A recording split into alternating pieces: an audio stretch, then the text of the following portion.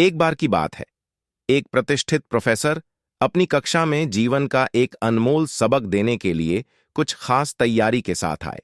उनके हाथ में था एक बड़ा कांच का जार, कुछ बड़े बड़े पत्थर, थोड़े कंकड़, थोड़ी रेत और एक कप गर्म चाय। छात्र हैरान थे।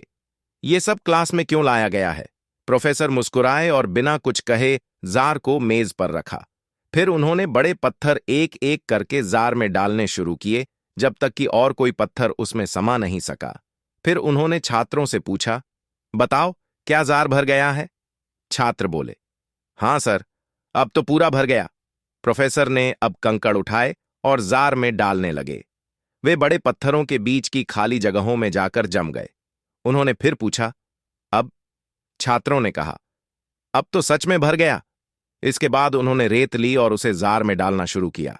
रेत धीरे धीरे कंकड़ों और पत्थरों के बीच की बारीक जगहों में समा गई। अब जार सच में भरा हुआ दिख रहा था।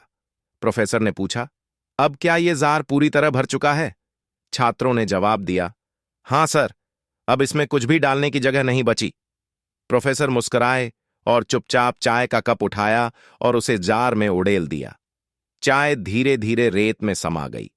अब सब छात्र हंसने लगे। उन्हें बात समझ आने लगी थी। प्रोफेसर ने कहा, यह जार तुम्हारी जिंदगी है। बड़े पत्थर तुम्हारे जीवन की सबसे अहम चीजें हैं। परिवार, सेहत, रिश्ते, सपने। अगर बस ये हों तो भी जिंदगी सार्थक है। कंकड़ वो चीजें हैं जो जरूरी हैं। नौकरी, घर, गाड़ी, इनका होना अच्छा है, पर यह सब कुछ नहीं है।